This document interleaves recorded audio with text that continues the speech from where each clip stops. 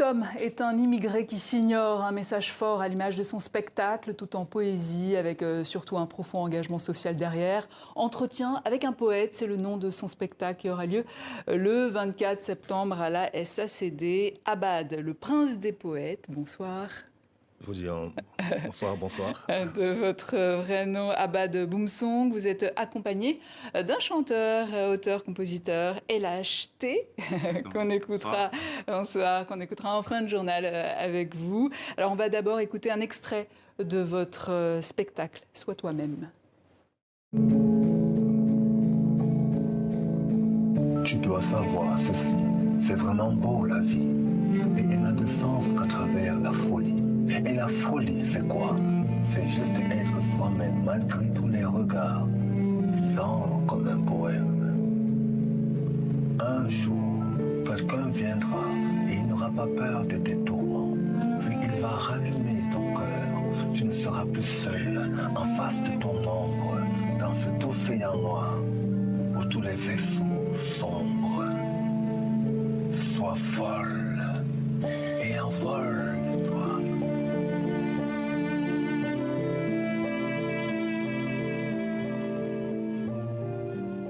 Voilà, Sois toi-même, extrait de votre spectacle. Vous avez écrit également de nombreux recueils de poésie. À chaque fois, c'est une sorte d'autopsie de l'humanité que vous nous proposez. Oui, c'est parce que, comment dire, j'ai obéi à une de mes propres citations où je dis « L'art ne change pas le monde, il le révèle ». Donc, à travers mon art, j'essaye, on va dire, l'art est la seule excuse que j'ai trouvée pour partager l'amour et l'humanité. Alors, pour rythmer votre spectacle, vous avez choisi du Hans Zimmer, du Beethoven. Le choix des musiques est important pour magnifier vos propos. Oui, hein, c'est parce que j'ai une écriture qu'on pourrait appeler néo et classique, néoclassique. Donc justement, la musique qui correspond le plus à ça, c'est justement du classique ou du contemporain, des musiques de films, Max Richter, Ennio Morricone, que j'aime beaucoup d'ailleurs. Donc voilà, donc ça s'est fait automatiquement. Alors ça ne se voit pas, mais pour devenir artiste, vous avez dû surmonter un bégaiement. Est-ce que vous diriez que cette différence est devenue aujourd'hui une force pour votre travail? Totalement. En fait, pour être très simple, à la base, je suis bègue et timide. Donc pendant des années, je payais des comédiens pour lire mes poèmes dans les salons du livre. Et un jour, en fait, un comédien a mal lu, en tout cas pas à mon goût, un de mes poèmes. Bah, c'est normal, hein. C'est Voilà. difficile de lire Voilà. le travail d'un autre. Voilà, et d'ailleurs, j'ai même vu tellement mal que je me suis dit, mais qui écrit aussi mal? En fait, c'était moi. Et donc, par réflexe, j'ai pris le micro pour le corriger. Oui. J'ai été aussi mauvais que lui. Mais je me suis dit, tiens, si en étant bègue et timide, je suis aussi mauvais qu'un soi-disant pro, peut-être qu'en travaillant, je vais faire... voilà. Et vos messages sont souvent contre le racisme et les discriminations. On va justement regarder un extrait de votre documentaire ensemble et on en parle après. Ceux qui ne voient pas, ceux qui ont une lanterne, Ceux qui doutent, ceux qui croient, Ceux qui se prosternent, Ceux qui ont quelque chose. Et ceux qui n'ont rien. les musulmans, les juifs, Les chrétiens, les païens, les blancs, les noirs, les jaunes, les faibles, les forts, ceux de l'ouest, ceux de l'Est, ceux du Sud, ceux du nord. les beaux, ou les laids. Ceux qui se sentent différents. Parce que quand je vois ce poème, c'est magique. Ça vous amène à une tolérance, ça vous amène à comprendre qu'on est tous pareils. On a l'impression que c'est le tour du monde. Le tour du monde, le tour des sentiments, le tour de l'humanité. Tout le monde est concerné, toutes les situations sont concernées. Et c'est très inclusif, c'est très global. Voilà, documentaire en poésie dans un premier temps, suivi donc des témoignages. Est-ce que vous diriez que parfois vos messages sont même plus politiques, sociaux qu'artistiques? Ils sont surtout, on va dire, humanistes à la base. Donc après, c'est vrai qu'on pourrait les ranger dans la catégorie politique et sociale parce que je pense que l'art a un rôle aussi dans la société. L'art permet de rassembler. Donc et moi, oui, j'ai envie que, en tout cas, que ce que je peux produire, écrire ou dire un sens, voilà, essaye en tout cas de rassembler l'humanité. Justement, par rapport à la société, il y a 17 ans, vous avez collaboré avec Omar Efred, Somi Bugsy et d'autres pour créer des vidéos de lutte contre le racisme et les discriminations intitulées « Un poème pour un autre regard ». Est-ce que depuis, vous avez remarqué un impact sur la société? Ben justement, je trouve quand même dommage que plus de 17 ans après ça, on s'en trouve presque au même point, voire encore pire qu'à l'époque.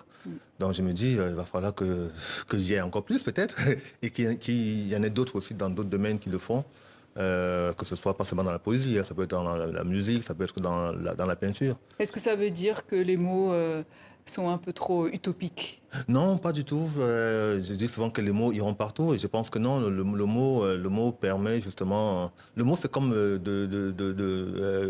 l'eau. Et justement, il parlait dans tous les récipients et c'est ce que j'essaie de transmettre, de sortir du livre pour aller à la vidéo, pour aller à la musique, pour aller au chant, pour pouvoir partager toujours.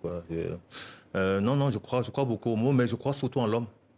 Voilà, en l'humanité. Et en la femme.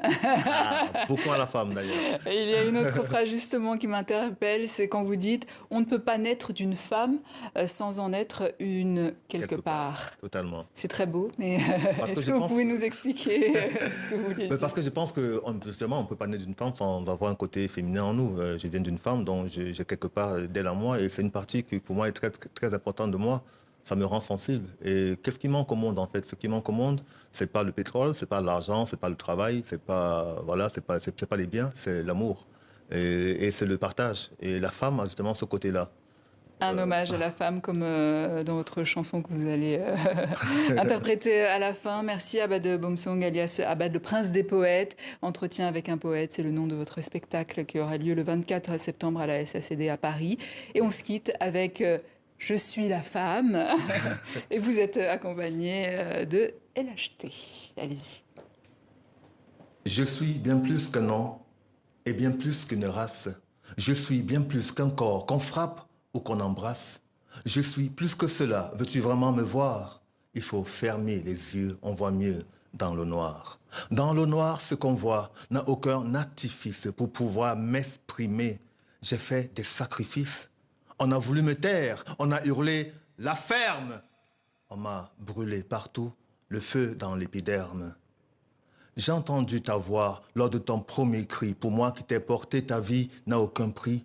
Je connais bien tes larmes et je les ai séchées. J'ai tant pleuré pour toi. Comment m'en empêcher?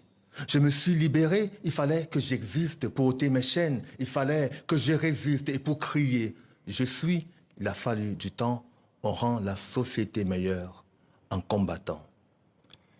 Avant d'être une femme, tu es une personne. Si on lisait dans ton âme, on verrait l'Amazone. Tous ces combats qui ont fait de toi une reine dans mon royaume. Nul n'enlèvera la couronne que tu portes. Nul n'enlèvera la couronne que tu portes.